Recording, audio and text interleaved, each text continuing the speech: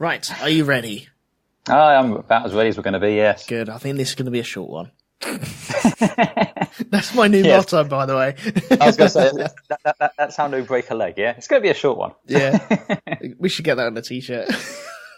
Yeah. The Grand Prix Podcast. It's going to be a short one.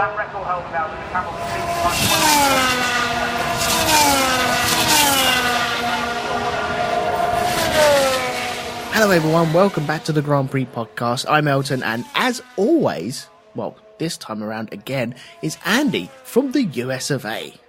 Yes, hello London calling, hello, can you hear me? Jesus man, you must be like a millionaire or something, still out there. I must be at least a dozenaire, yes. Jeez man, you're out there again. It's not like you've flown back and then flown home. I was going to say, I just want to be clear, it's not I haven't come back and then come back here again. This is still a continuation of the same trip. And just to head it off, I'll still be here next week, okay? And then... Curses! God damn it! Shakes fist. Although, wait, I have to ask, will you be attending Silverstone? Still don't know yet, mate. Honestly, still don't know. It hasn't... do you know, I can't remember when I was told last year. I think it was the week leading up to it. So there was no, like, boasting or anything like that last time around until I actually got the tickets.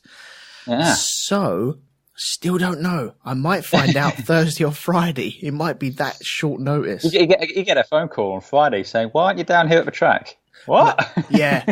There'll just be like a cloud of dust in the shape of me as I'm running out the door. Mm-hmm. Pretty much, yeah, pretty much. Anyway, I'm envisaging that this may be a short one. Yeah, like last time. Yeah. Jesus, man. Yeah, I'm looking forward to this. I really am. Yeah.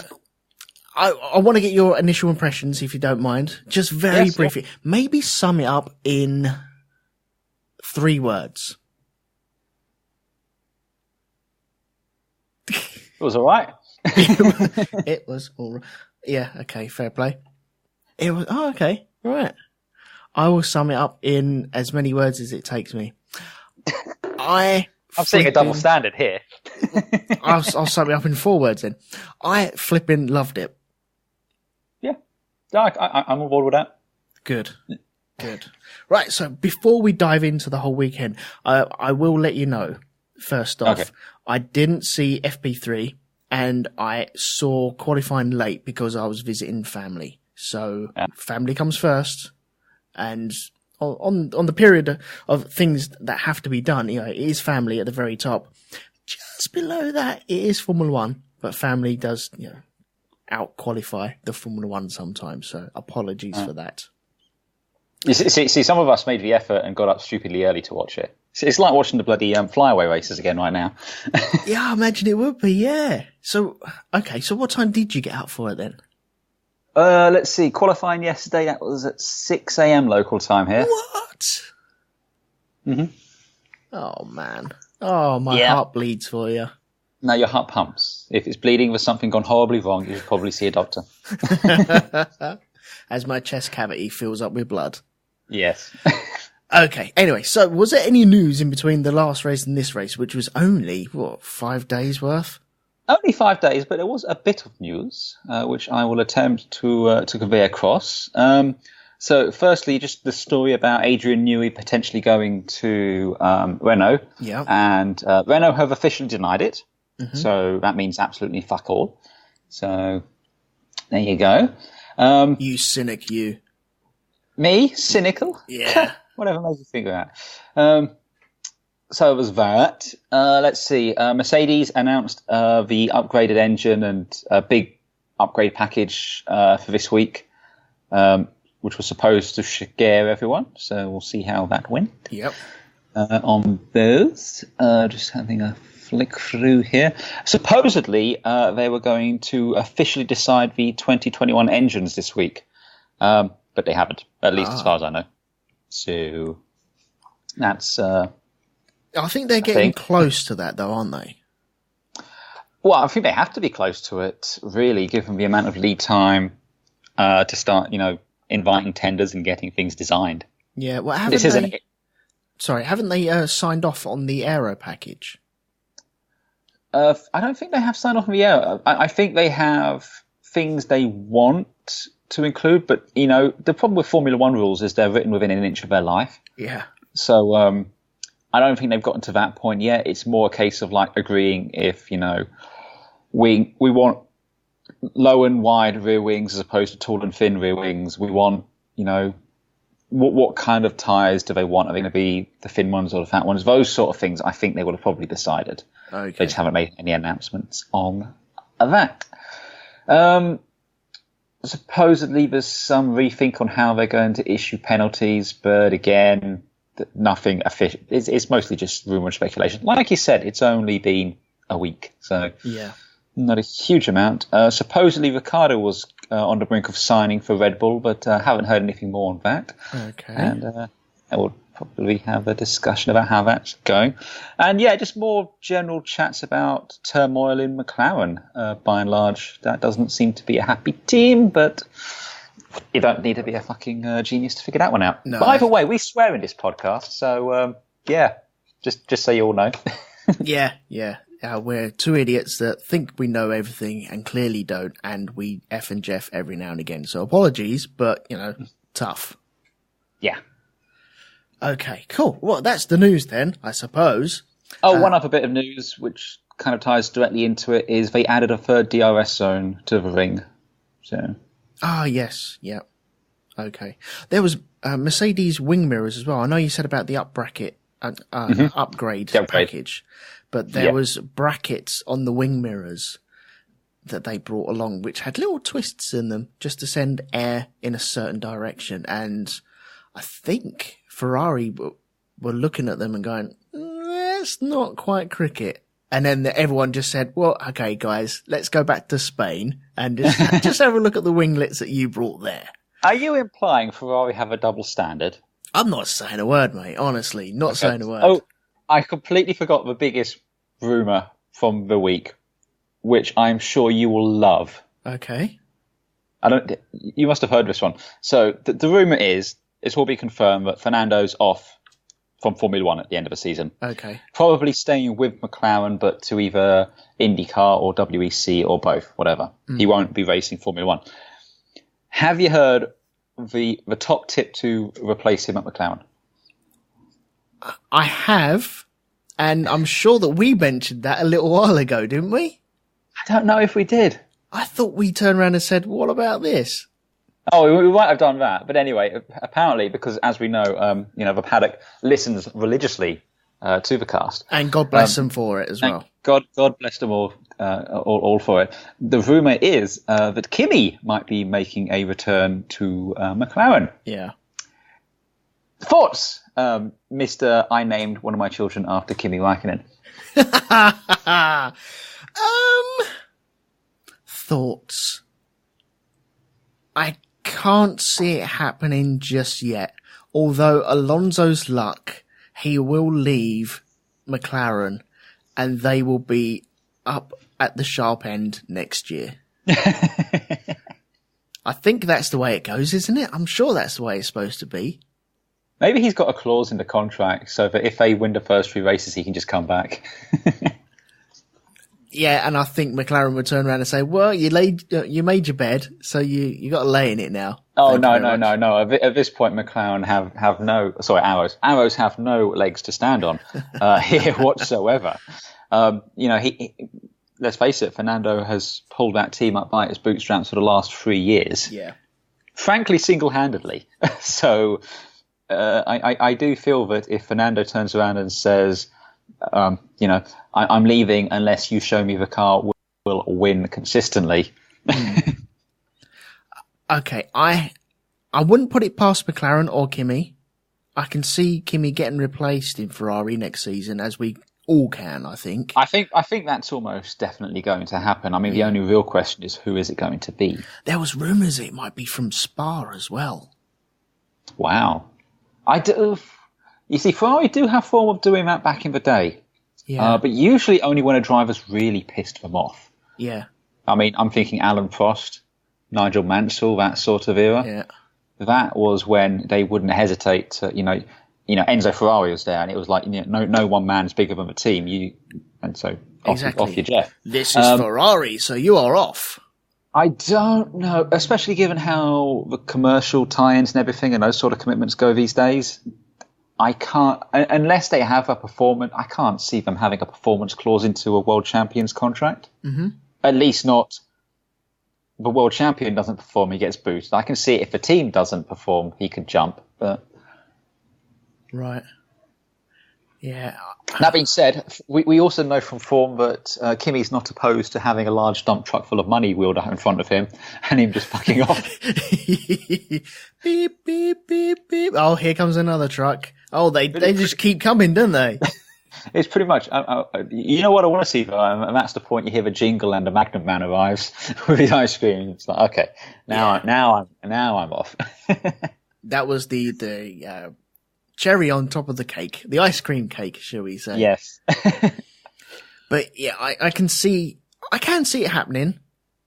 I wouldn't hold my breath for it, though. I think McLaren's a team where they want, even though they are a dog's dinner, want a world champion in the squad. Yeah. Because I think they've had a world champion in the squad now since... Ooh, here we go. 06? Who was driving for them in 06? Oh, I'm racking my brain now.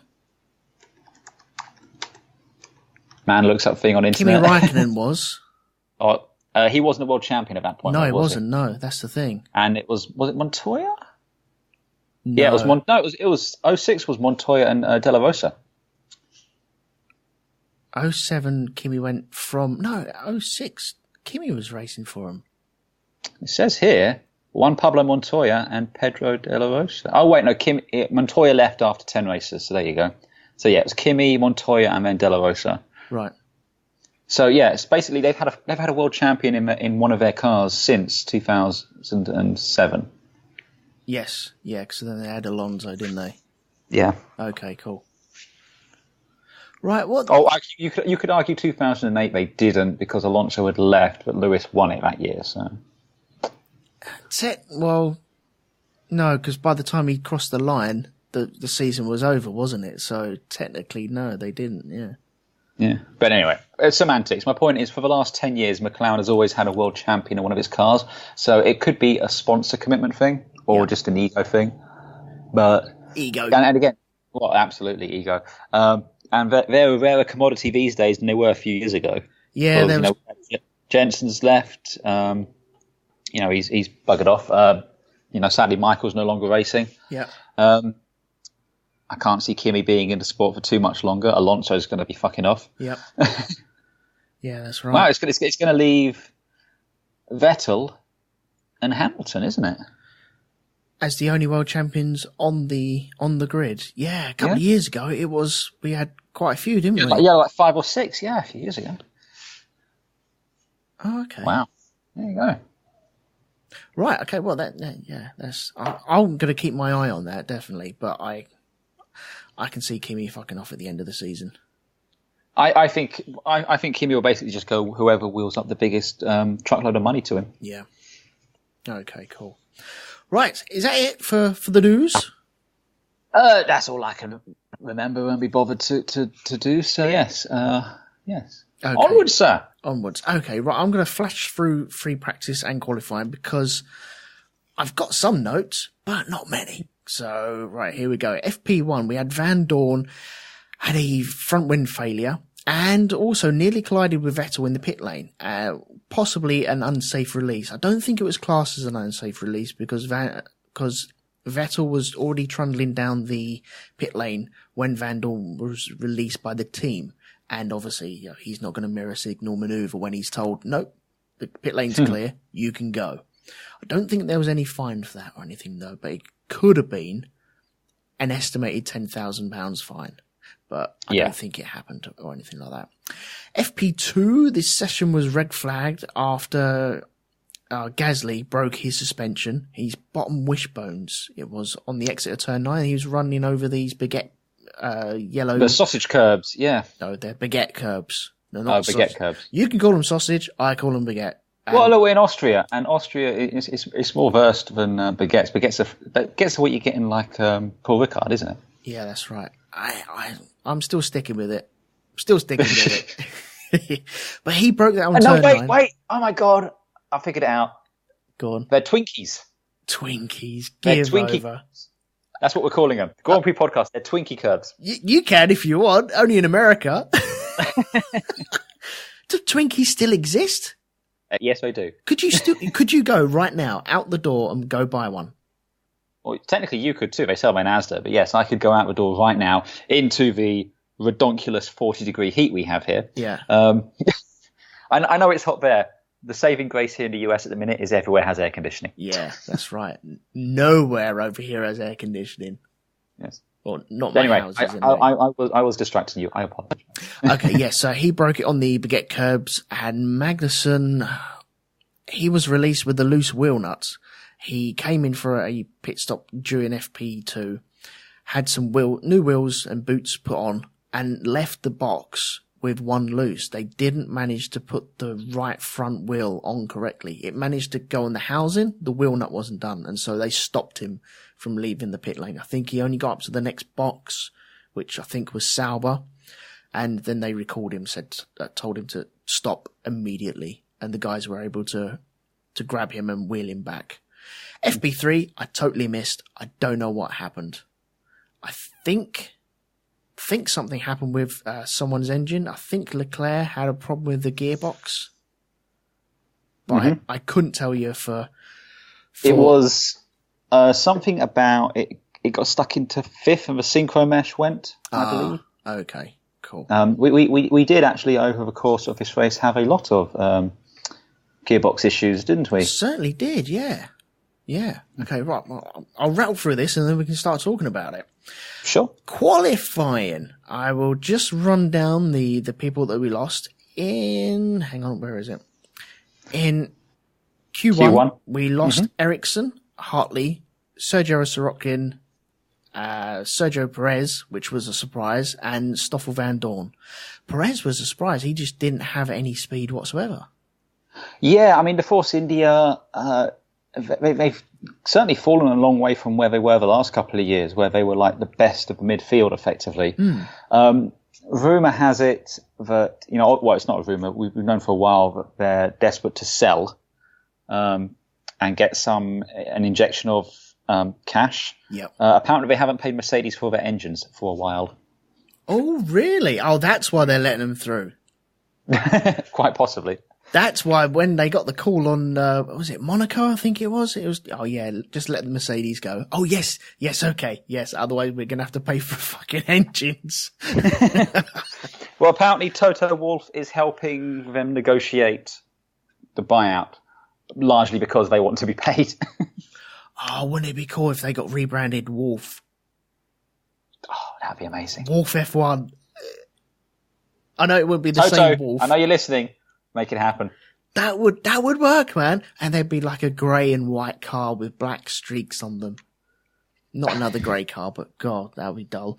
But anyway, yeah. I'm getting ahead of myself. I'm already painting the car. That's not good. What else do we have? We had in Q2, we had Lance Stroll, Fernando Alonso, Charles Leclerc, Pierre Gasly, and Esteban Ocon jumping out. We also had Vettel. He was said to be impeding Sainz in Q2, and he received a grid penalty for that. Yeah, so basically what happened was, I think Vettel he was either on his out lap or he just finished a flying lap. Yep. And was effectively, just going around the top of turn one. Right. And it's a bit unsighted there because of the elevation change. So once you're in turn one, you can't really see anything behind you. And Sainz was bombing it up the straight into turn one, and Vettel's effectively just sitting there. So Sainz had to go wide around turn one and carry on. Now, Sainz still made it through, so it didn't impede him in that respect. And again, Sainz reasonably pointed out that it wasn't like Vettel was deliberately ignoring him. There was no way you could see him coming. It was the team had failed to notify Vettel to be out of the way. So Good man. I like that Sainz has done that. That's good. Yeah. Sainz did that, which was great. And Vettel also put his hands up and said, look, at the end of the day, couldn't see him. Mirrors are useless there. Team didn't tell me. And also Charlie Whiting and the stewards basically said, we have to give a penalty for consistency, but we acknowledge it wasn't detrimental. So they gave him effectively the smallest penalty they could do, which was 3 points, 3-place drop, as opposed to a 5-place drop or something. Okay. Even though Vettel was impeded in Canada, if you remember, he came up to the last corner ready to go on a fast lap, and there was loads of cars just slowing down, ready to go on their fast lap. Mm. So I don't know, but in that situation, you probably find it was a bit of a daisy chain, isn't it? You know, yeah. So it's a bit harder. In this one, it was clear cut. Vettel was in the wrong, but it wasn't clear cut in that there wasn't anything he could do to avoid it. Stuff happens, and besides, Sainz still made it through, so it wasn't like, oh, you know, I'm out of Q2 because of you. You know, that's right. Yeah. Okay, right. I'm going to run down from the 1st to 10th position now, because in Q3 we had Valtteri Bottas taking a very surprising, in my position, pole position. Mm-hmm. Lewis Hamilton was 2nd. Sebastian Vettel took 3rd, which he later dropped to 6th. Kimi Räikkönen was 4th. Max Verstappen 5th. Romain Grosjean 6th. Whoa, what the hell? Ricciardo was 7th, Kevin Magnussen was 8th, Carlos Sainz was 9th, even though he still made it through, and Nico Hülkenberg in the second Renault was in 10th position. So there's your grid. The first time Sainz has out-qualified Hülkenberg. Really? Yeah. That's interesting. There's a couple of bits of housekeeping to sum up here. So firstly, we have a few grid penalties. Brendan Hartley has 35-place grid penalty because he's exceeded his power unit components again. 35! That's nearly a lap, isn't it, on the distance on that track? Do you remember back in the day, you know, when these rules first came in and Honda were getting like 60 or... Didn't Jenson Button once have like 90-place grid drop? Yeah, and it would have taken him down, I think it was at Spa, and it would have taken him down to Blanchimont, I think. Yeah, which is just stupid. But anyway, yay Honda. Yay. Now, McLaren were very low on front wings arrows were very low on wings for some reason. Don't entirely know why. I think, you know, obviously they were breaking them on those curbs for some reason, but basically they didn't have enough of a race, really. Because you have to start the race with 2 wings per car, apparently. I didn't know this. So they had to fly some wings overnight, but they didn't have enough. So what Alonso ended up having was a 2017 wing mounted to a 2018 nose. Oh. A little bit different there. But because he had to change the nose outside of Parc Fermé, he had to start from the pit lane. Okay. And he also had a new MG UK because why wouldn't you if that's happening anyway? Yeah. Charles Leclerc has a 5-place grid penalty for a gearbox change. Okay. Which is a shame. And we've already mentioned Vettel's 3-place grid penalty. Now, did you see the Red Bull controversy? At what stage? Sorry, was this like the build up to the race? No, this is in qualifying. I totally missed. I watched it, but I watched it late in the day, around about midnight, and I was paying attention to it, but I didn't really find anything interesting in it. Okay, so basically what happened, this is a very short lap. Again, pole time here was 63 seconds, just over a minute. Yeah. And what was happening, so basically the way Red Bull work is they alternate who goes out first each race. So last race, Max Verstappen was the first one out. This time, Ricciardo was the first one out of the pits, and then next week it'll be Verstappen will be the first one out. Yeah. That's just how they've always done it, you know. So-and-so goes first, second. Because typically, you want to be the first out. You have, you can set the pace, you can find your own clean air and everything, and do that. So that's why we do it for fairness. However, this time, Ricciardo realised that Max was getting a tow on the qualifying laps, which was giving him an advantage. So Ricciardo wanted to be given a tow for one of his goes, but Max wouldn't do it.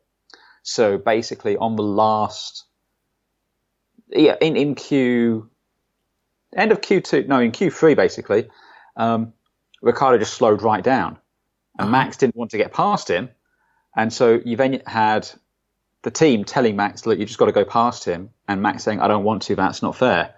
And Ricciardo saying, I guess we're not taking turns on the toe because this wasn't discussed or anything beforehand. Right. So a little bit of petty, a little bit of toys coming out of the pram there on that one. It does show, I feel, that there's a breakdown of trust a little bit on Ricciardo's point. He doesn't trust the team and necessarily being fair to him. Yep.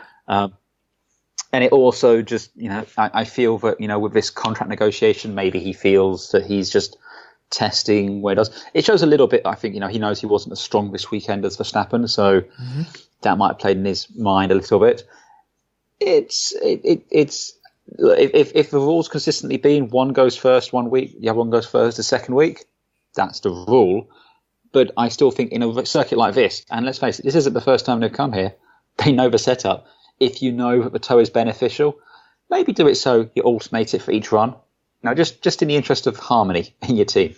Yeah, you'd have a word with them and say, look, it's going to help the team out in a whole, and so why the hell not help each other out? And I can understand both drivers' perspective, but Danny's got to realise, okay, it is your turn to go first out, and then next time out, you'll be out second, and they know that. But Max should know also... that, but I will say I understand his point in so much as if the toe is beneficial on this circuit, given how short it is. Yeah, being the first one out at Silverstone probably isn't as big an advantage as here. No, that's correct. Yeah. So in this instance, what I would have done if I was Christian Horner is, if this had been brought to me, I'd say, okay, I understand that. So what's going to happen is, on the first run each time, you're going to go out first, because that is the rule. You take it in a turn.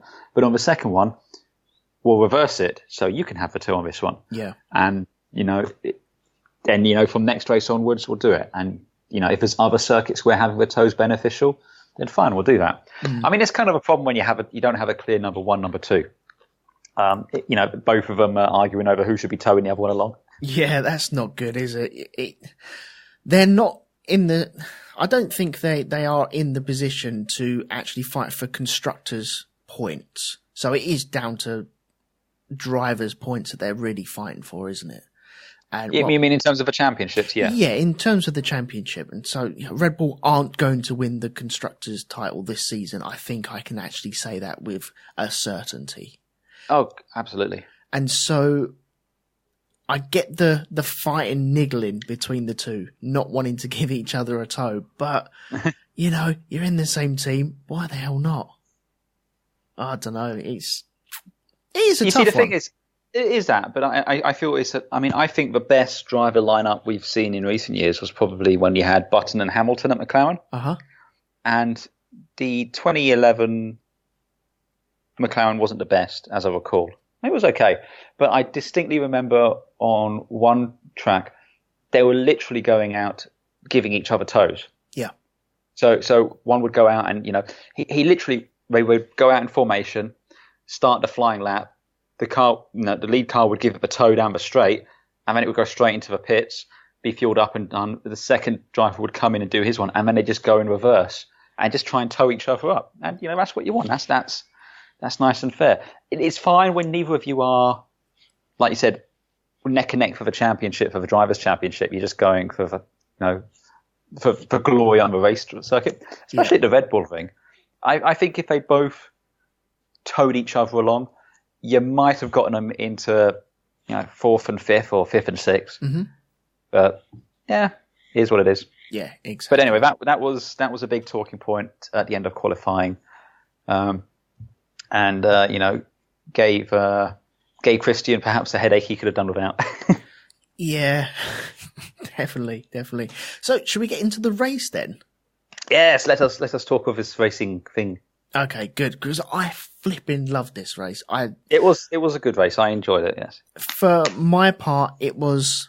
I did enjoy Monaco, as I've already said. Yes, we're trying to find out the cause of that. You've got another MRI scan coming up. But I think this is the best race since Azerbaijan this season. Yeah. Easy. Yeah, I don't think this was as good as Baku, but this was definitely the best race since then. Yeah. Or aside from then. This was a good fun race. And I think it was for many reasons. I think it was for the tyres. There were some manoeuvres on the track as well. It was a surprise, some surprise breakdowns, a surprise victory, I think. It was definitely a surprise. I think one of the things that was interesting here is just how, reliability, certainly seemed to have gone out of a window. We're used to these cars being pretty bulletproof. Yeah. And we saw a lot of failures here. And I believe it's going to be a combination of it was a good 15 degrees hotter than it was in practice on the track. Yeah. Just surface temperature. So, the cars, the air, everything's a lot hotter there. And these cars are already running kind of borderline in their operating windows as is. And those high curbs, I think, are just giving everything a massive shake when they were going along. And those Twinkie curbs, and they are Twinkie curbs, broke wing. I think they broke gearboxes. They gave everything a good old shake. Ted said in the notebook, he goes, it was like the late 80s, early 90s. And it really was. Yeah. Where, and that's the thing. It was a lot of the top runners who were breaking down. It's not like, midfield who are breaking because, they don't have a budget and, the cars aren't as well engineered. This was, both. When was the last time both Mercedes failed for mechanical reasons? I can't think. I can't think either. And Lewis had a 33 race run in the points. So that's gone now. Yep, that's certainly gone. And was it an engine?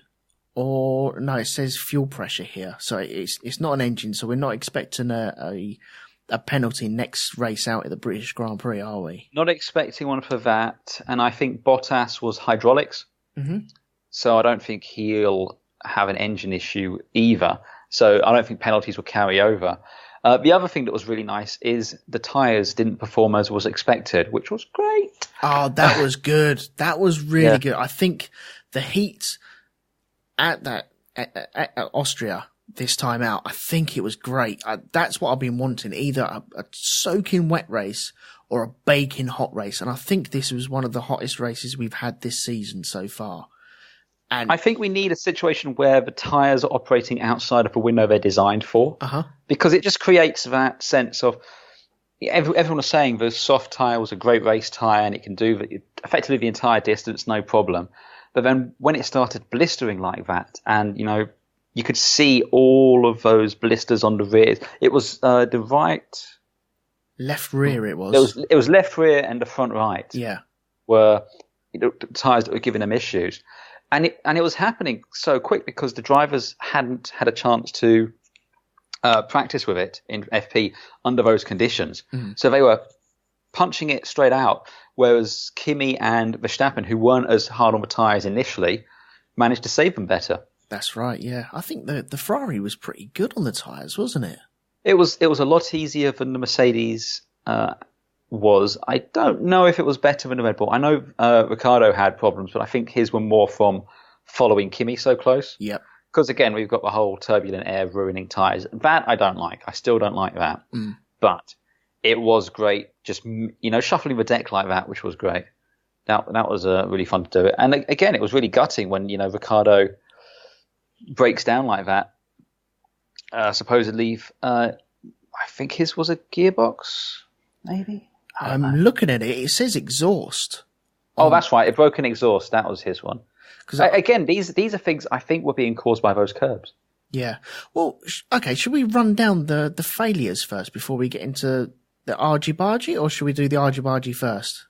Oh well, yeah. Let's go through the failures. The first failure was Hülkenberg, who had an engine failure. Yeah. And this is a brand new Renault. It raced in Paul Ricard, I think. That's what we want, though. We want exploding engines. Lots of smoke everywhere. We want exploding engines, except for when the next race they then have a 35-place grid penalty. This is true, yes. And that's just, that ruins it. But that was, again, it kind of happened really quickly. And Hülkenberg did a great job getting it off the circuit as well without causing a safety car. Yep. So good on him. Nice pulling up to the escape road, nice and calm. Bit of flames. They thought it was just the turbo at first. Yeah. But it says engine. I don't know. I would have thought, though, that's going to incur some kind of penalty next time out. I think there's going to be a hefty penalty because there were there was a lot of flame, there was a lot of sparks, there was a lot of smoke, and a lot of tears from Renault, I think, from that as well. That it just looked painful. I feel sorry for Hulkenberg because I think, we all rate him, don't we? So it's just a bit of a pity. But yeah, I think he did a really good job because it was down the main pit straight as well, wasn't it? Leading up to turn 1. It started to go just before the pit entry. Yeah. Because they were saying he should have come into the pits, but Ted Kravitz was saying, no, don't do that. We can't breathe down here as it is because all that smoke blew into the pit lane. Yeah. Yeah, that wouldn't be good, would it? It would not be. Next to go was Bottas. Yep. With hydraulics going along, and all of a sudden he just lost his gears. Now, he also tried to find a runoff, but the corner he chose didn't have a exit there. It was boarded off. Yep. So they had to bring in the tractor, triggering your favourite bit of a race, a VSC. Yay! Which we'll talk about in a minute because that's a whole other thing. Yeah, he kind of looked like he glitched and just carried on driving up the escape road. He looked very lost, but I suppose if his hydraulics are gone, he's not going to have much steering there either, is he? No, I wouldn't have thought so yet because the hydraulics effectively run everything, don't they? Power steering, isn't it? It's power steering. It's going to be running the throttle. It's running the gearbox. So yeah. No, he were done fucked. Then we had Ricciardo retired on lap 53 with his broken exhaust. Then Brendan Hartley went with hydraulics. Yep.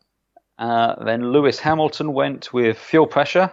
Oh, yeah, I've got something to say about that in a minute. I don't know whether to say it now or not. No, I won't. I'll save it. All right. You'll save it a second. And Stoffel Van Dorn also retired with collision damage, but the weird thing is he picked up that collision damage on like the first lap, but he ran almost the entire race. He's still classified at the end. Did he pick up on the first lap then? I wasn't too sure whether he'd picked up more damage because I suppose I don't recall him colliding with anyone else, but he caught, I think, Gasly. Yeah. At the start, lost his front wing effectively. The very rare McLaren, Arrows front wing. The lesser known, lesser seen in the wild. the lesser spotted Arrows McLaren front wing.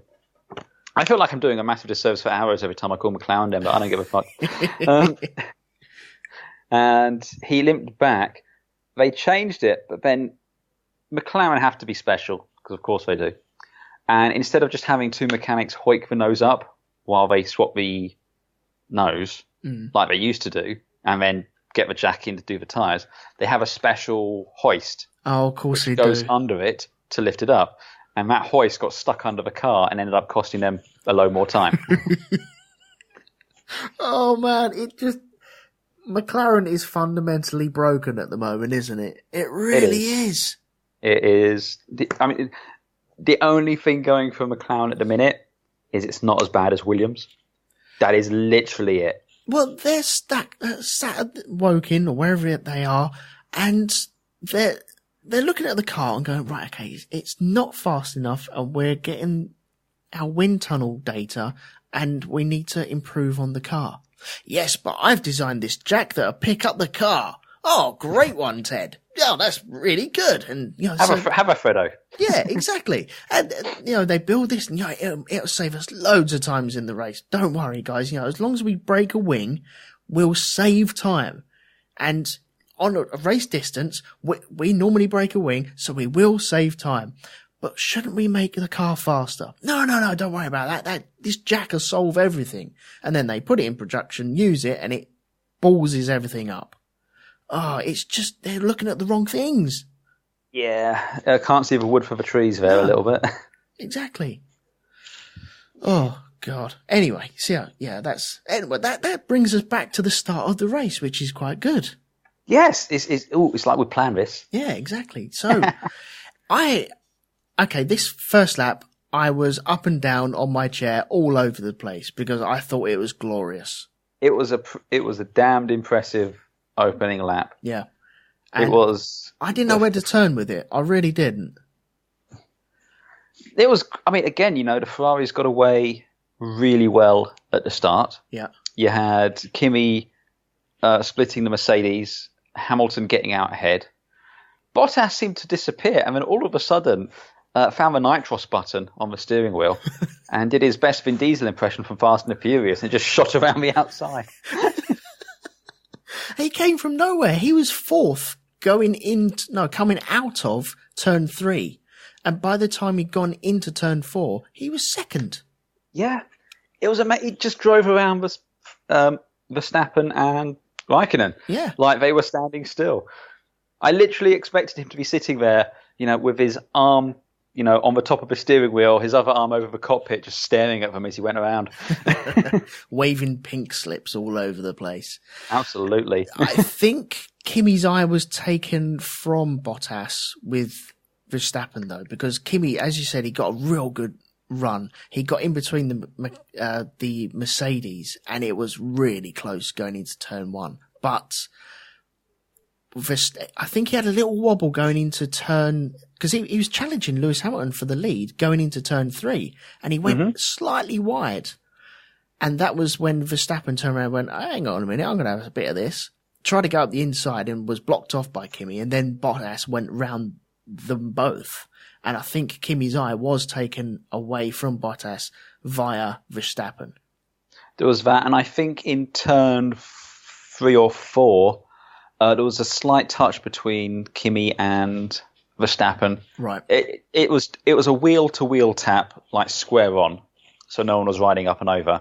And it just gave Raikkonen a little bit of a wobble, which gave Verstappen the drive to get past him there. Ah, okay. Yeah, because he dropped back as well, because isn't Kimi one of the drivers that hasn't made up any positions on the first lap? I believe so, yes. And this one, he got up into second position from third, and yet still ended up losing a lap, or losing a couple of positions before the end of the first lap. So he kind of failed on that, didn't he? Oh, I don't know. That's one of those bullshit predictions, like, no one who hasn't worn 2 socks has ever failed to win a Grand Prix in a home state on a Sunday. You know how much I love those stats. Yeah. That's right. Okay, so the VSC that we had. Yeah. So that was for Bottas breaking down, and they just couldn't. He couldn't find an escape road effectively, so they had to pull out the tractor. So VSC was initiated, which annoys me. Like you, VSCs, I don't like them. No, even when they work out well for the drivers I support, I still don't like it. It's just something fundamentally wrong with it that I don't like. But the Red Bulls and the Ferraris both gained on this, didn't they? They did. Well, I don't think it's so much that they gained so much as Mercedes completely dropped the ball. Okay, yeah. So what happened was the VSC is called, and you have to go to certain deltas. I believe it's a 40% increase in lap time. Yep, that's right. Is effectively what they're aiming for. So what happened is they Hamilton's coming up to the pit entrance and wasn't told to come in or chose not to come in, whatever you want to call it. Red Bull and Ferrari both double stack their cars. They don't get a free pit stop, but it doesn't cost as much as it would do otherwise. And then Hamilton was just unable to make a pit stop gap at that point. He had to cede the lead. And that was effectively, I won't say that's where Ferrari or Red Bull won the race, but it's certainly where Mercedes lost it. Yeah, definitely. Yeah, because it's really hard when the VSC comes out, because it really does depend on what position of the track you are on. Now, if you're just going past the pit in, you've really got no time to make that decision, have you? Especially with Mercedes. They're dealing with a car that's just broken down, and they got all eyes on that. To an extent, I also think what happened here is this mentality that you can't pass at this circuit, which was everyone was saying at the beginning, you can't pass here, position is key and all that. They probably felt if they did pit, one or both of the other cars would stay out. So so Red Bull or Ferrari might split their strategy. Mm-hmm. So then you've got Kimi and Ricciardo are out ahead, while you've got Verstappen and Vettel behind on fresher tyres. On the same set of tyres. They have more options because they have more cars there. Yeah. But it was they were rather myopic. They were fixated on that, ignored the data, and that was kind of that. And it was, I can't remember the name of the guy. Was it James? I forget his last name. He did radio Lewis Hamilton saying that it was his call and that he screwed up. Because we always get the radio transmissions from Lewis Hamilton. Once something starts going wrong, we just wait for the bat phone to ring, don't we? A little bit. It is a sense of that. I don't feel it's overly fair because I do feel that they know. I imagine Lewis is always talking on the radio. Yeah. But we only ever hear about it when he's whining. Yes. So I don't think that's entirely fair.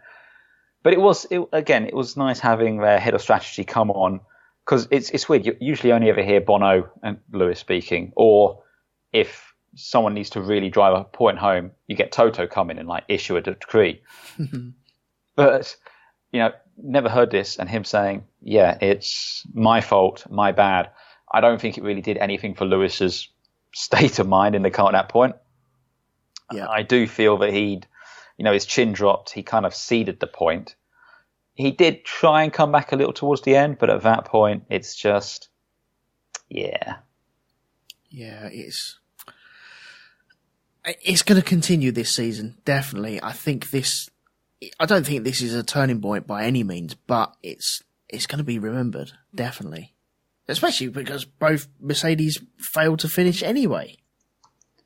Well, I can't remember the last time that both Mercedes failed due to a mechanical issue. Yeah, it's been a few.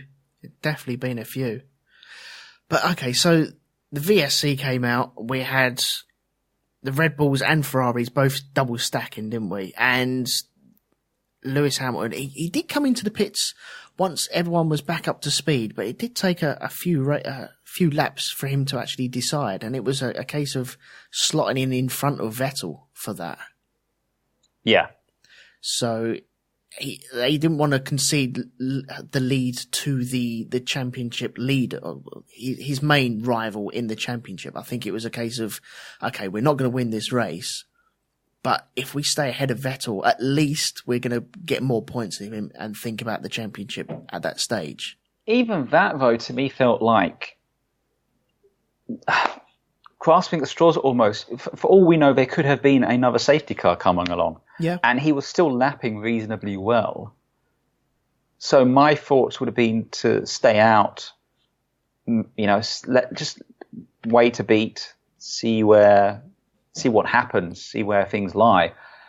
After Bottas went, they were off their stroke.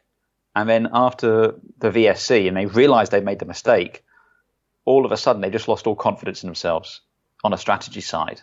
Yeah. And at that point, it really goes to pot. And I feel that is what ended up costing. I know it says a fuel pressure problem, but typically if you're running behind other cars, you're in hotter air, more turbulent air, you're lost less downforce, you're going out wider over the curbs, you're causing more stress to the cars. And that's ultimately what I think left too. I think you've just hit it on the head, though. That I think Bottas breaking down really put a spanner in their works, and they must have been flicking through their plan of attack and go, hang on, Bottas, this isn't in any of our plans. This isn't in plan A, B, or Z. And so that really... Well, yeah. Especially since they were all saying this is going to be a cakewalk for Mercedes. Well, they've had the upgrade as well, haven't they? And the upgrade has been proved. And so I know that they're not saying it's engine related, but it's still a failure on Mercedes' half. And so they go, well, this wasn't the plan. This wasn't the plan. We were supposed to have 1-2 and then let Lewis stride off into the sunset. Anyway. It does go to show, though, how unpredictable the sport can be. Yes. Where, what is a given, Mercedes have won here every time since this became the A1, since the Red Bull Ring. So since 2014, right. Mercedes have won every time here. Right. Yeah, I think that does say something as well. So I suppose that they just went in there thinking, well, this is a foregone conclusion, really, isn't it? Yeah. I don't think they thought it was a foregone conclusion. I just don't think they expected to fail as spectacularly as they did. Right. And I think that's what knocked them, because now we've had Lewis coming on saying we need cast iron strategy decisions. The danger here is, though, they start doubting themselves and second guessing, because they've made the right call way more often than the wrong call. Yes. But now, are you in a situation where what happens? Do you not take the obvious one? If things aren't going exactly to plan, what happens? And you can kind of fall into a bit of a downward spiral in that sense, which could end up costing you more down the line. Look at Ferrari last year. Exactly. Because, not so much last year, but the year before. The year before. They couldn't get drunk in a bloody brewery. It was very poorly controlled. There wasn't a real sense of anyone with a hand on the tiller. Arriva Bene was still new, didn't fully have the confidence, and him and Vettel were arguing non-stop. That's right, yeah. It's a lot more harmony there now, but I don't think we want to see that at Mercedes. Yeah. Okay, should we talk blisters? Okay, yes. Let's talk about your blisters. Have you tried those special patches that you put on under your socks?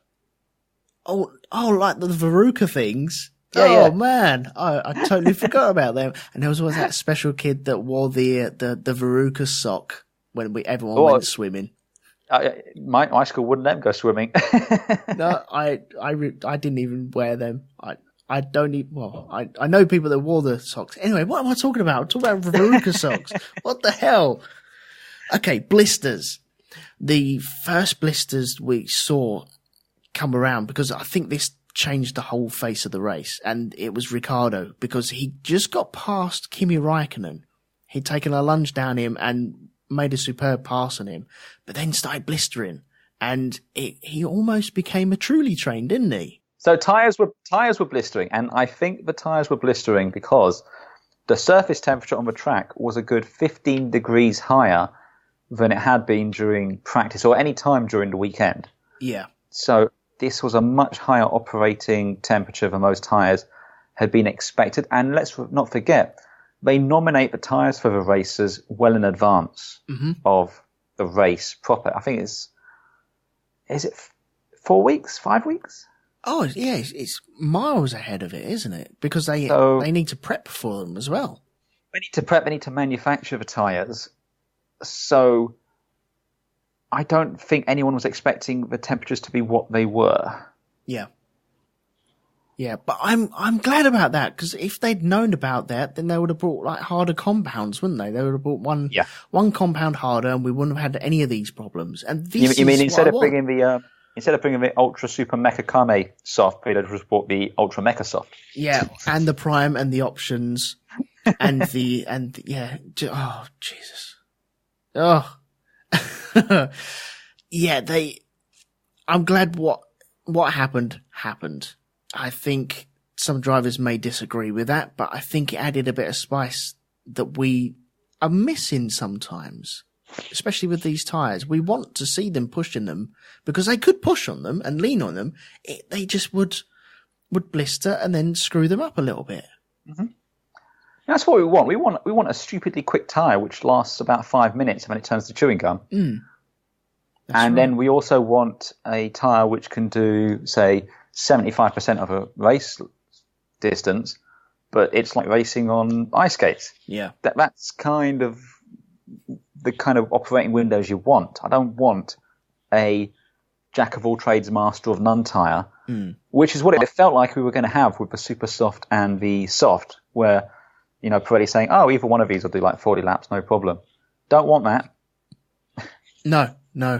I want them. I don't want them to blow up like we had at Silverstone a couple of years ago, where they'd just be driving down and all of a sudden the tyre would delaminate and explode. We don't want that because that spears cars off and causes problems and people get hurt. But I want the unpredictability of a tyre all of a sudden just falling off a cliff. I thought you were about to say falling off a car. We don't want that. That would be bad. No, off a cliff. And so Ricciardo suffered with these. To a lesser extent, Verstappen suffered with them up front, but he managed it quite well because he had it quite not easy up front, but he had breathing room up front, didn't he? He had clean air, effectively. Yeah. There was no, any traffic he encountered, he usually passed it within a lap or so. So he doesn't have to follow anyone. So, and we're in this problem. We've discussed this many times, but Formula One teams design their cars almost exclusively to run on their own with no other cars around them. Yeah. So if you're in that position, your car's working at its peak efficiency. So he didn't have any problems. And Hamilton ended up with a blister as well, didn't he? And he was radioing around saying that these tyres aren't going to make me last until the end of the race. And so he ended up coming in for some super softs towards the end of the race, didn't he? Sure, it's super softs. Yeah. Because Ricciardo went in for the super softs. And Hamilton did come in because he came out behind Ricciardo before Ricciardo broke down. That's right. And then he got the clear air and he started punching in some fastest laps. Yep. For all the good it did him. Well, I think he was 22 seconds behind either Verstappen. I think it was Verstappen. He was like 22 seconds behind him at one point as well. So he had to go some to actually make it onto the podium, let alone actually win the race. And I don't think he was ever in doubt of getting anywhere near winning that race. And then all of a sudden, he slowed down at turn 3. Yeah. I wasn't expecting that. I was okay. One Mercedes. I thought he was having a sulk. I thought he's just given up. Really? I honestly thought that's what was happening. I thought he's decided he's not going to win. He's pissed off at the team for the strategy issue, so he set a fastest lap to show what he could do, and he's just going to stop. Right. That's what I thought. Wow, no, I never thought that. Although I do find myself, when stuff like this happens, I just point at the TV. I don't say anything. I just point, and I point really hard as well. You do your impression of Andy from Parks and Rec. Your mouth just... Yeah, that's it. But okay, so he had what we seen in the wiki. It was fuel pressure problems. Now, okay, I have to admit, I thought he was trying to scupper the race because he made it up to turn 3 and looked like he was going to pull off there. And yet he continued down the road. I thought he was trying to position his car to a point where maybe a safety car would come out. Yeah, no, that was something else I thought. A couple of times when cars were tired, I thought, are you going to be a dick here? Yeah. And I thought he was. Now, granted, he did pull up at a place where the car was easily wheeled off the track. Yeah. But I'm not going to lie and say that didn't cross my mind. But thankfully, they cleared it up just under yellows, didn't they? So there was no problem there whatsoever. But I was shocked to see him retire. I'm sure he was absolutely blown away as well. Well, as I said, it was 33 consecutive races scoring points. Yeah. That's nearly half a season these days. Yeah. And I think he could afford to come fourth with Vettel coming third. He would have been still 10 points ahead, I believe. Yeah. And okay, what would have Ferrari done? Because they didn't swap the drivers. I was expecting them to swap the drivers if Hamilton was still on the track. I'm glad they didn't swap the drivers round coming into the last lap. I don't think they'd have done it at all for one very particular reason. Booing. Well, partly booing, but it was here when it was the A1 ring where Schumacher passed Barrichello on the last lap. Yeah. And then they had that really awkward Schumacher putting Barrichello up on the podium saying it was his win. That was cringy. Which then led to the ban on team orders. Mm. That's correct, yeah. Yeah, so I don't know. It was crossing my mind whether they would or not. I was hoping that they wouldn't because I wanted Kimi to win, really. And he was closing Max down at one point as well, wasn't he?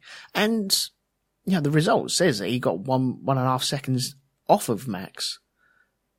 And I think Max was starting to take bites out of his seat, make chocolate buttons. But I think he had just enough in his pocket to poodle around and get that win. Mm-hmm. I was with you. I was willing him to do it. I figure that another 3 laps he might have been able to. Mm-hmm. Yeah. But to be fair, another 3 laps, I think Vettel might have gotten past him as well. So. Yeah. There was one other thing that I forgot to mention as well. Vettel actually passed Hamilton on the track. Yes, he did.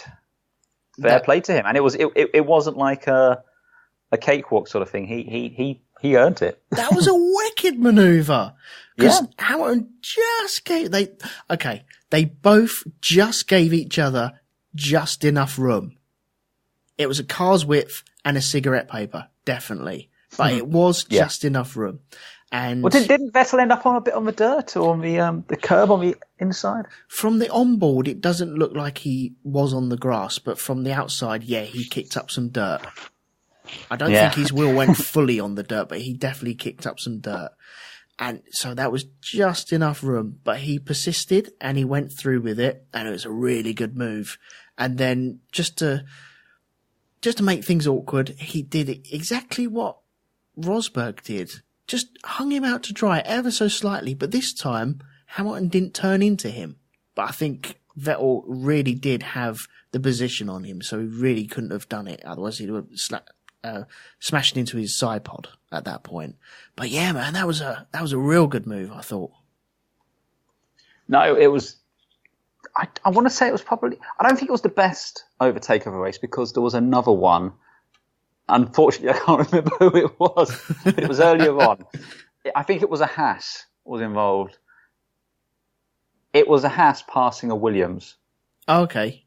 It was Stroll, and I think it was Magnussen. I think that was it, and it was one got by him, and the other one had another go on the next one, and that was really well done. That was a good couple of corners there, which was fair play to him. Yeah. But yeah, the Vettel one, it felt like a foregone conclusion, just in so much as it felt like Hamilton was now reading from War and Peace, as these drivers are wont to do on occasion. Yeah, that's right. Okay, I want to turn your attention to Mr. Fernando Alonso, because he started from the pit lane. He started from the pit lane, didn't he? He did, yeah. Like plum bum last. And ended up recovering to 8th position. Now, in my books, that's not a bad drive at all, especially if you're in a really struggling McLaren, which he is in. And I think at one point he was bitching and moaning about his McLaren, saying, "Oh, we're not going to do anything with this. Why am I even here?" And yet, I think when he got a sniff of the points, he overtook Leclerc and he overtook Ericsson. And who else? Gasly as well. He overtook Gasly. So I thought he did really bloody well. Yeah. Really well. So, props to we're giving Alonso props again, but it's what we do. I mean, again, that radio transmission he made, where he basically told the team, "I'm not doing 71 laps at the back of this thing."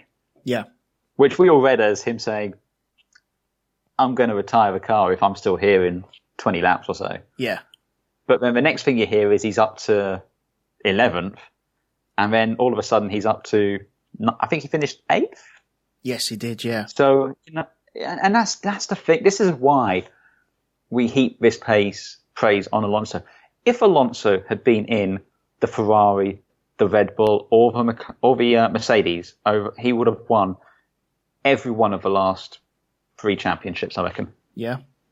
I do. I honestly do. I think just in sheer ability. The only thing I would say perhaps, though, is because if the car wasn't up to it, maybe he wouldn't have been fighting as hard. Yeah. It's easier blame the. It's easy, I suppose, to not have to make that extra effort when the car's doing a lot of the work. Whereas when it's on you, whatever you do, everyone's going to. Anything above the back of the grid, people are going to look at that and just say, yeah, you did great there. Yeah. So, yeah. So I have to doff my cap, and I do have a cap. So there we go. It is doffed to Mr. Alonso for getting up to 8th from the pit lane. So that was good. Anything else that you'd like to mention in this race? Because, well, Haas finished really well, didn't they? Well, I was going to say, we have, I think, to acknowledge that Grosjean is no longer pointless in 2018. And fair play to him. He kept his nose clean. He had a clean race is what he needs to do. Yep. He got P4 ahead of Magnussen P5, and it felt like a win to them. He did a big old team photo. It definitely felt like it was like when Verstappen finally managed to clear the bogeys and just had a clean race. Yep. It might turn him around now. So yeah, fingers crossed. I mean, we like to Josh Grosjean and take the mick, but it isn't really fun watching anyone really struggle. At least when we're not arseholes. Yeah. And Grosjean, I don't think, is an arsehole. He's French, but he's not an arsehole. So I'm British. I have to make that distinction. Oh, we're contractually obliged to say that. Absolutely, we are. So I'm glad he got the points. I'm glad no one is going to say he's pointless anymore. Yeah. And I feel like they were only saying it to him because every other time they always say has yet to score a point. Yeah. But with Grosjean, they'd always say is pointless, which just seemed like excessively mean. Yeah. But this is the result that they should have had in Albert Park, isn't it, at the very beginning of the season? Because they were running at that sort of position, weren't they? Albert Park, Azerbaijan, in the safety car and everything. Yeah, that's right. There was a lot of... a lot of it's been poor luck more than anything, I feel. The car has been good. And even Magnussen stopped being as big of a dick as he was earlier. Yep.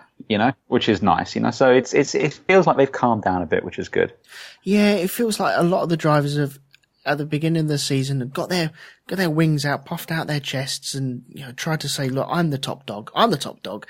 And now everything's kind of settling down into a nice routine, especially with these 3 races that are really close to each other. It's almost as if they're all in their pockets, and they're just like, "Look, I've just got to get through these 3 weeks, then I can have a couple of weeks off. That'll be fine." So, yeah, I like the way that everyone's just chilling out a little bit.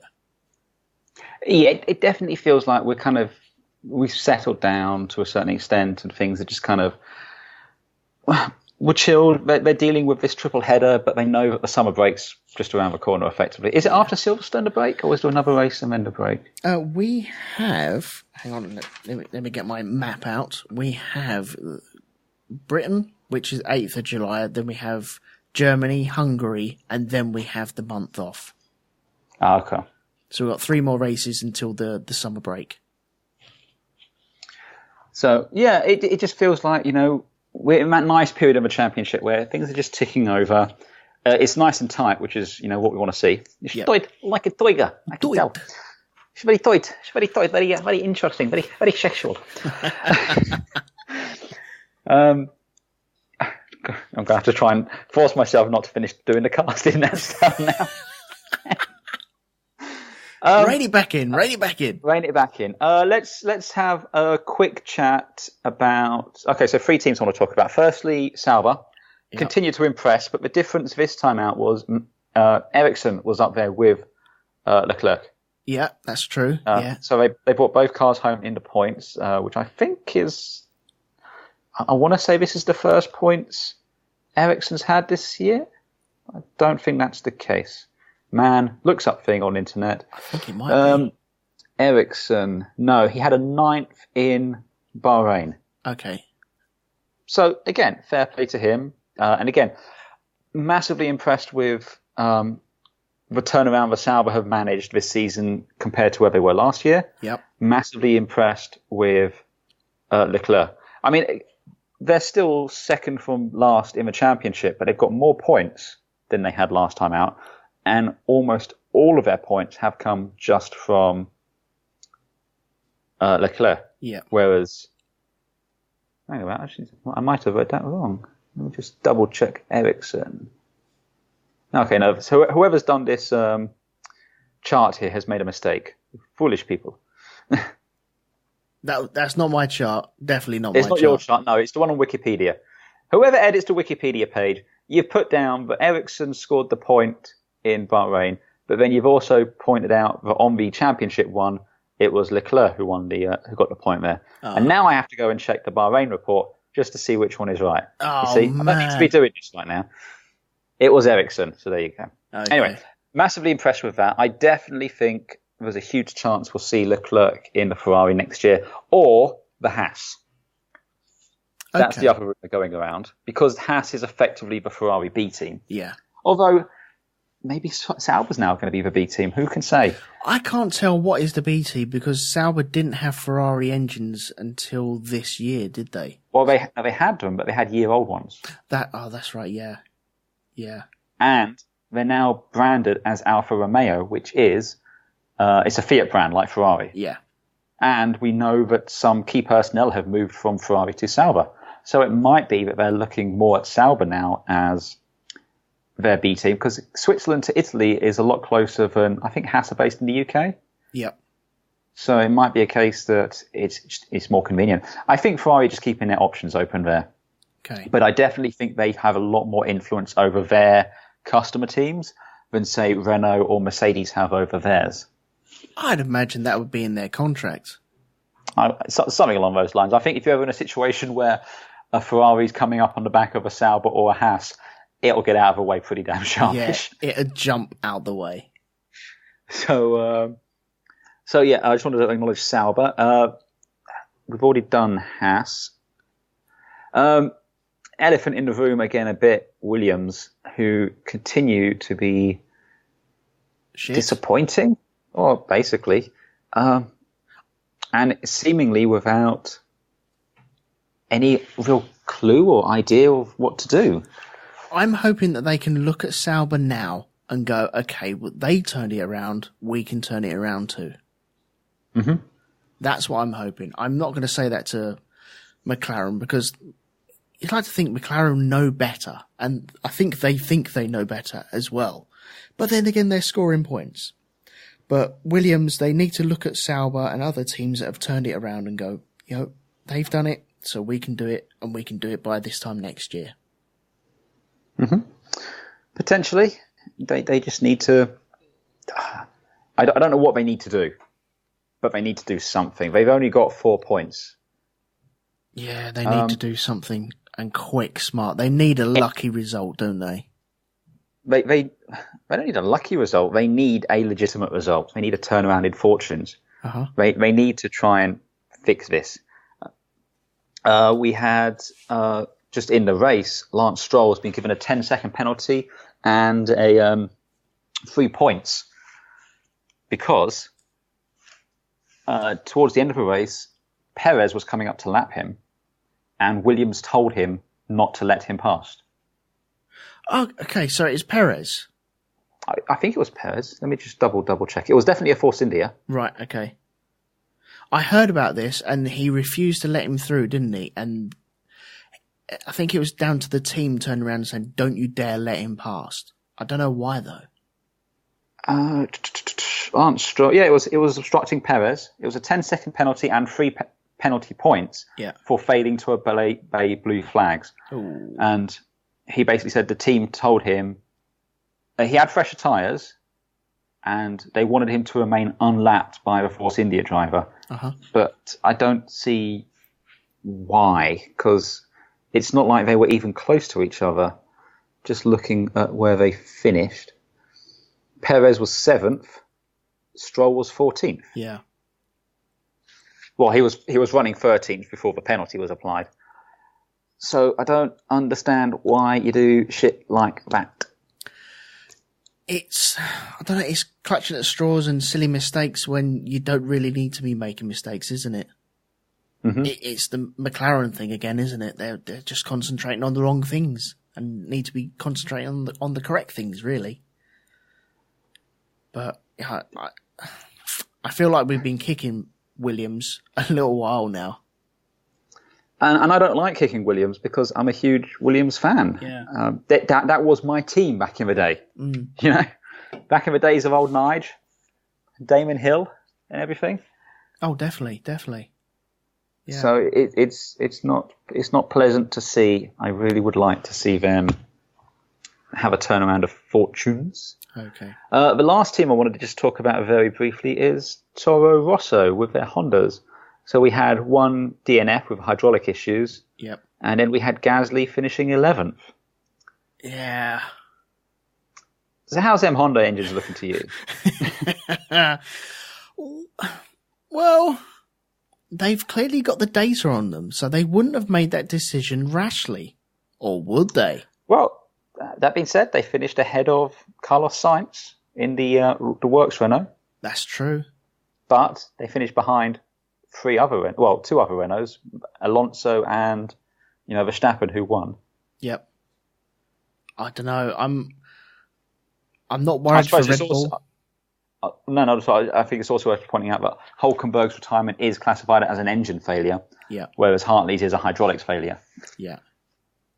But Hartley did start with his second successive race with grid penalties for power unit changes. Jesus, man.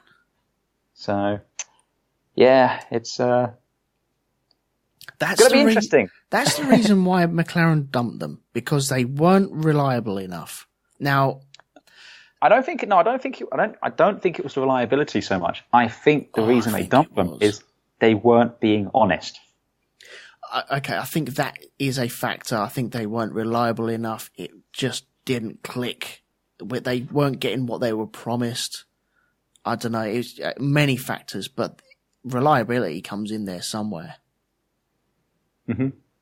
Definitely does. And I don't know if Honda are going to turn it around at the end of the year, but I think with Red Bull on their case, yeah, they're going to be given some leeway, but they're also going to expect. And I don't want Red Bull rocking up next year, qualifying out of Q3. We need Red Bull up there. Otherwise, you're just going to end up with two cars racing around at the very sharp end, and then it's just going to be, and then the rest. I hear what you're saying, but I kind of do want to see them running around at the back. As long as maybe if Renault get their act together and they're running up at the top. But I don't want to kind of dump on Honda. I just think it would be hilarious if Red Bull and Christian Horner have been massive dicks to Renault, undeservedly so in my opinion. They have, yeah. And they didn't even mention Renault this time out after winning the race, did they? Well, of course they didn't. They're tag hooyers. And the reason they're labelled as tag hooyers is because they don't want to. It's purely because they don't want to give Renault any marketing. Mm. That's purely it. It's a spiteful move. So I kind of want them to be out in. I kind of want them to end up at the back, not permanently, just enough for them to kind of realise that maybe we shouldn't have been such dicks. We're going to leave the sport. And, okay, how long? We're going to have to do that next season. How long until that comes out of Horner's mouth? That we're going to leave the sport. Second testing? Second testing? I was talking about races. Yeah, the second Barcelona test. Okay, fair enough. Yeah, I mean, just kidding aside, one of the reasons they failed with McLaren was McLaren point blank refused to compromise on their size 0 chassis, which compromises cooling for the engine. As we know, it's a constant battle between the aero side and the engine side. Engine side want more cooling, aero want less. Who is the lead designer at Renault, at least at present? At Red Bull, sorry. Red Bull, sorry, yeah. Yeah, Nui, yes. Who invented the size 0? Oh, yeah, Nui. Was it Nui or was it I thought it was more like a Ferrari decision, wasn't it? To get I think it was Nui. Right. If he didn't invent it, he certainly is its biggest proponent. Oh yeah. So what I think you're going to find is the reason they've been doing relatively well in the Toro Rosso, they have made progress, absolutely, I'm not denying that. but the Toro Rosso are much more willing to listen to Honda and compromise on their aero side. So they have slightly more space for the cooling, slightly more space to let things breathe, if you will. Yeah. I don't think Red Bull's going to do that. I think we're going to turn up probably late to the tests like they have done the previous few years. It's going to be a size 0 in the back of that thing. And we're going to be right back where we were maybe a year ago. They have turned around and said that they are going to listen to Honda and let them have what they need. Whether that remains true or not, I don't know. I think one of Red Bull's strengths is it's very strong-willed, maybe even a little headstrong. Yeah. But that's also one of its weaknesses when things aren't quite going its way. Also, just on a corporate culture side of things, Honda, Japanese company, they have a very particular way of doing things. Yeah. Christian Horner has a very particular way of doing things. So does who's the bloke who's like pulling the strings? Not Dietrich Mateschitz. Who's the other guy? Oh yeah, I can see him. Oh, I always forget names. Anyway, you got him who is certainly not afraid to point fingers. Helmet Marko to point fingers and stuff like that. I am gonna, let's just say at some point I'm gonna sit down with a large glass of wine and just watch shit kick off. Fair play. But yeah, I think that's everything I have to say over for what for me was a very enjoyable race. Quick question for you. Yep. What do you think of the current layout? Because it's a lot shorter than it used to be. Okay, I think I've said this a couple of times when we come back to this race, but I don't mind the circuit. It is a very go-karty type circuit, which I don't think I have many problems with. The only problem I do have is with the pit-in entrance, which I forgot to mention that Vettel really got balked by Van Dorn at one point and lost a lot of time when Hamilton was closing in on him. Mm-hmm. And that proves my point, that the pit-in is not good enough for a Formula One circuit, I don't think. Because Van Dorn was coming into the pits. He made his manoeuvre so Vettel could see him, but they met each other on the apex of that last corner. And it screws everyone up, and it is dangerous. So I would change the layout of that. There is room for manoeuvre around there, and I think I would make that a longer sweeping corner and give them the room to go into the pit. Apart from that, it's all right. I'm quite happy with it. They say it's hard to pass. They say that about every flipping circuit. So really, that's null and void as far as I'm concerned. Yeah, I stick the blame there much more on the race designers. Yeah. Interesting note.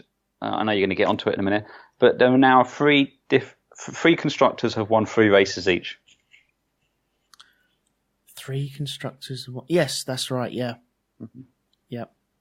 Okay. Well, I'm going to run down the race results on the top 10 on this, if you don't mind. Of course. Okay. So in first position, winning his 4th Grand Prix ever, is Max Verstappen. Kimi Räikkönen finished second, not swapping positions with Sebastian Vettel, who finished 3rd. Romain Grosjean was 4th. Kevin Magnussen was 5th. Esteban Ocon was a very quiet 6th. And Sergio Perez was 7th. Fernando Alonso, as we said before, finished 8th. Charles Leclerc finished 9th. And Marcus Ericsson picked up the last point in 10th position. So there we go. Okay, I am going to go back to our predictions that we had. Or am I forgetting something that we should be doing? But I'm sure it's... Do you want to do championship standings first? That's what I'm forgetting that we should be doing, yes. Okay. All right, I'll do these. Okay, go on then. So, on the drivers, the top 5, Max Verstappen is now up to 5th with 93 points. Ricciardo has fallen to 4th with 96 points. Kimi Räikkönen is up to 3rd with 101 points. Lewis Hamilton has dropped to 2nd with 145 points, and 1 point ahead is Sebastian Vettel with 146. Nice. So a 1 point in it at the moment. Ooh. And On the constructors, well, here you go. Here's a turn up for the books. We have Haas are now 5th with 49 points. Renault are 4th with 62. A bit of a gap to Red Bull with 189. And then a big old jump to Mercedes, who have fallen to 2nd with 237. What? And Ferrari, 237 for Mercedes in 2nd. And Ferrari are ahead with 247. So 10-point difference in the Constructors' Championship. Where did that happen? Oh, that's right, Bottas. Basically, yeah. So we've got McLaren have dropped from 4th to 6th in the space of 2 races. But only 7 points separate 5th, 6th and 7th. Right. So all to play for there. Good stuff. Thank you for reminding me that we needed to do the championship standings. What an idiot I am. Anyway, so on to the next part. The predictions that we had. Now, I'm contractually obliged to ask you this question, as you know. Do you remember who you went for? I do. You do? Okay. I do. Do you remember who I went for? I think I do. Do you remember the torment between what I should choose and what I might choose last time round? I do have a distinct recollection of egging you on, saying, "Nah, you go on, change it, it's fine." I know. God damn it. Anyway, so pole position. You went for Hamilton. I went for Vettel. Neither of us got a point for that because it was Bottas. So nil points for both. Yeah. In the race, you went for Hamilton, so you get 0 points. Yeah. I went for Vettel, and I get 0. You almost went for Verstappen. I said it, didn't I? I'm an ahhing about it. I said you can have a freebie. You can go, if you want to change it, go ahead. It's on the record. I know. I should have followed the Mythbusters way of doing things, and if you're given the opportunity to change, you change. That's what you're meant to do. And I didn't do it, and I'm gutted. Absolutely gutted, because halfway through the race, I was cheering him on, going, I've picked Verstappen. I'm going to get a point. Then I looked at my book, I was like, oh, bollocks. Yeah, So, that happened to me a couple of races back. I was like, I'm convinced I have all of a point. It's like, no. You have no points. Nil points. Okay. And we decided on our third tier, we wanted the top Red Bull. We had to guess the position of the top Red Bull, and then we had to guess the driver of the top Red Bull. Yes. So you went... And I will point out again here, I said to you, you should say that one of the Red Bulls is going to win, even though you've already said the Ferrari would win on your thing. Because you'd have had a point then either way. I know! Flipping out! I feel like I couldn't have tried any harder to help you win those points. I would have had 2 flipping points. I gave you, I literally I slowed down to give you the toe. Yeah. And you just kept slowing down behind me. That's right. Well, I was trying to gap you. I really was trying to gap you. Anyway, so you went for third. You thought the Red Bull highest position would be third. And if it was third, it would be Ricciardo. Well, no, I'm afraid you got that wrong. So no points for there. And I said the highest position would be second, and it would be Verstappen. Well, Verstappen was the leading Red Bull, but I still don't get any points for that. So nil points for both of us. So let me just turn to the back of the book, and I'll write a 0 for both of us. And I still have 2, 4, 6, 7 points, and you have 6 points. Bollocks. Well, I was so... honestly, it was one of them things of, I've definitely got Verstappen. Oh, no, I haven't. That's really fucking annoying. And then the Ferrari started closing in. I was like, okay, I don't mind if Vettel wins now. I'll have that point. Thank you very much. No, it didn't happen, did it? God damn it. Anyway, so the next race out is Great Britain at Silverstone, and that's next weekend. It is, with a potential guest appearance by one Mr. E. McManus. You never know. You never know. At the moment, I'm not holding my breath. I'm going to say I probably won't be there, but you never know. I can guarantee I won't be. I will be here still. Yeah, even if I had a spare ticket, you'd still be an American, wouldn't you? Yes. God damn it. Anyway, so do you have any details from last year's race? I do have me some details. So the 2017 race was won by one Mr. L. Hamilton.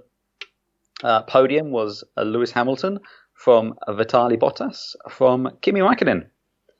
And the fastest lap was also Hamilton.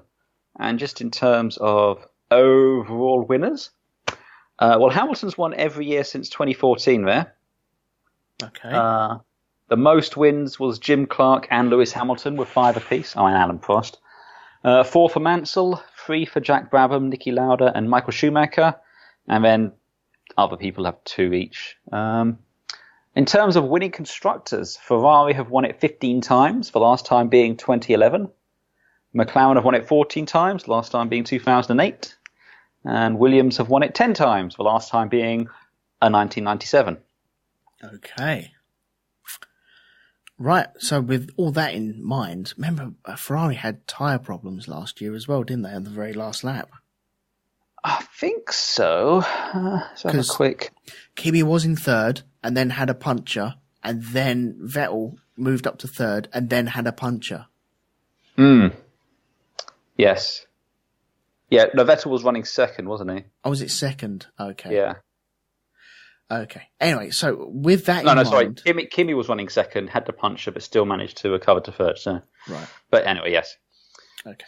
So with that in mind, who would you like to go for pole position, since that you are trailing me in the standings? I'm going to go with Lewis. You're going with Hamilton. Okay. Yeah. Okie dokie. And I think I will go with... Now... I'm going to go with Vettel. Sorry, mate. I have to. I know it's a broken record. I don't care. Hey, I'm playing the same tune here as well. Okay. And the race. Who do you think will win the race? Going to go with Hamilton. Yeah? It's not just me saying it out of thingy, but given the form, yep, and given that the Mercedes was so much quicker, and I don't think it's going to be, even if it's as hot as it currently is in the UK, it's not going to be as hot as it was in Austria. No, not one bit. No. And we don't have the Twinkie curbs at Silverstone. No, we don't. No, or the baguette curbs either. I'm going to go with Vettel because I need to, and I have to. And I can't see, well, I'm going to say it now, I've jinxed it for myself, haven't I? Hamilton's going to win again? There? He's on a bloody good roll there, isn't he? He's gonna have to come a crop at some point. Oh, we saw it in Canada, didn't we? We thought that was going to be a done deal. Yeah. Didn't. Okay, well, I'm going with Vettel anyway. The third column. How about something to do with Williams? I was thinking Williams as well. Good man. Are we thinking highest finishing position or lowest finishing position? Neither one seems particularly appealing. It's not going to be far off, is it? It's either going to be last or second from last. It just depends on how many people finish the race, I think. It's kind of true, it is. I'll tell you what, let's expand it a little bit. Okay. If you fancy it. Let's include McLaren in this. So it's the top finishing British team. Oh, okay. Oh, suit you, sir. Okay. Yeah. And as is tradition, has become tradition, a bonus point if you correctly guess which driver is in that position. I think... Okay. Are we going for the position as well? Yeah? Yeah, so the point is for the position. So which will be the highest finishing British team? So it's out of McLaren and Williams. Yep. Highest place. So there's a point for that. Yeah. And then you get a bonus point if you correctly guess where Alonso finished. Okay, good. Okay, so where do you think Alonso will finish? Okay, I'm going to go. I'm having a look and seeing what I know it's kind of pointless, but I'm just seeing where people finished on the grid last time out. Yeah. So in 2017, who was the top finishing British driver, whatever? Because let's not forget, last time out, Williams weren't as terrible as they are right now. No, and in Q2, Fernando Alonso topped the charts, even though it was wet, dry qualifying. Last time out, Massa finished 10th, ahead of Stoffel in 11th. Yep. Alonso, DNF. Yep. Right, I think I'm going to say... I'm going to go 10th again. You're going with 10th, yeah. And I'm going to go with... Fuck it. I'm going to go Stroll. You're going with Stroll. Okay. I'm rolling the dice. Rolling the dice. Just see what happens. Madness. Okay. I've been caught unawares with that because I was thinking Van Dorn. Wow, there you go. I was thinking, But where? But I can't. I'm going to go... Man, okay, I was going to say 6th, but Jesus, there's got to be some carnage for one of them to finish at 6th. Yeah. Man, that's going to be a good race. Oh, I've said it now. I'm going to have to say 6th. You don't have to say 6. You were thinking about it, but you don't have to. I'm giving you another out here, okay? You could still change. Okay. 9th. Right. Van Dorn. So you're thinking Van Dorn with 9th. Okay. Yeah. So basically if it's a McLaren or if it's a Williams finishes 9th, you get a point. Yes. Whoever, as long as no one's ahead of them. Yeah. But you'll get a bonus point if it's Van Dorn. Yes. Cool. Oh, that's going to be good. Okay. Right. You know what's going to happen, don't you? It's going to be Alonso in 8th. Alonso will win, man. Alonso will win. Oh, I know we joke now, but when I rewind the tape this time next week and I'm going, oh, Jesus, I should have said that. If it finishes 6th, you definitely should have. Yeah, and the fact that I just said rewind the tape as well. What the hell's going on? I think you're just showing your age, mate. Yeah. Oh, Jesus. Anyway, so that is all written in pen, so that cannot be deleted anymore. So, looking forward to the British Grand Prix? Yeah. The problem with the British Grand Prix is it gets overhyped. As everything else does in England. Yeah, they make this big fuck off deal. I can see someone watching Silverstone and feeling about it how I feel about Monaco, thinking, oh, what's the point? The only difference being is Silverstone does occasionally give us an entertaining race, even if it's dry. Yeah. Occasionally. Yeah, exactly. Well, I think my feelings were tampered with ever so slightly as I was there. So that was a different deal last time out. So I like the track since they changed the layout. I really do. I think that was well needed. So I quite like the circuit. I quite like the British Grand Prix. I like all the pomp and ceremony that goes along with it as well. So fingers crossed. I might get to see it. I probably won't now. I'll probably jinx myself again about that. But yeah, I'm looking forward to it. And yeah, it's but on the the end plus of the side, triple header. you can watch it at home with us. Yes, I could. Yes, I will do. Anyway, so that's it then. So next time out, we'll be recording possibly on the Sunday, maybe a little bit later. We might be a little bit later with recording due to flights and life getting in the way. So apologies for that. We will have to potentially figure out options if we're not. But stay tuned to our Twitter feed and Facebook feeds, and someone will let you know what's happening. Yeah, exactly. Yeah. So apologies if it isn't out at the normal time. But anyway, thank you to everyone who has listened. Thank you, Andy, for joining me. Always a pleasure. Have you anything to pimp out this time around? Nothing specific. I am away. This here is the only cast I'm bothering to do while I'm away on my holiday. God bless you, sir. I couldn't leave you hanging high and dry, mate. But I tell you what I'll do, as I always do, is I'll pimp. Most of our content is on RogueTwoMedia.com, where you can listen to the Earth to the Moon podcast, the Band of Brothers podcast, Shonky Lab, this X-Files stuff. There's an embarrassment of riches there. So sally forthwith to go and listen to many a podcasting things there. And while you're at it, you can throw some shekels in the Patreons to fund our attempts to take over the world. I'm sorry, I mean 10 races. Yeah, that wouldn't be nice. Wouldn't be too bad, would it? That'll be all right. Yeah. Pop over to patreon.com/RogueTwoMedia, or we have a PayPal as well, and all the details are on the website at either grandprixpodcast.com or RogueTwoMedia.com as well. So that's all over there. Please pop along if you have 5 minutes to spare to the iTunes store or wherever else you download your podcasts from. You know, you're clever people. You're listening to podcasts. You're one of us. It's fine. We can all admit it around here. And if you do download this, then yeah, please, reviews are always welcome. You know, high scoring reviews are always welcome. Even if you're not all that keen on the swearing, reviews always help us branch out and get other people that aren't quite sure about our show listening to our show. So it all helps. And I'm amazed we haven't gotten a 1-star review from one Mr. J. Palmer. We do have I think we have a 1-star rating.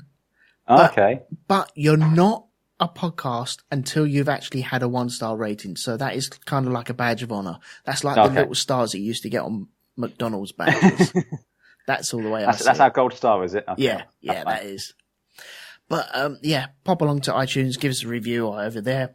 Also check out Hypnogoria and the Black Dog podcast as well. All the links are in the show notes. So until next time for the British Grand Prix, thank you very much for listening and goodbye.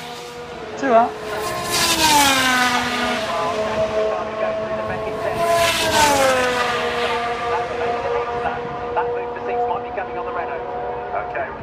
Especially if October has got a problem because 2.8 has become 1.9 in the space of a lap, so that's going to happen.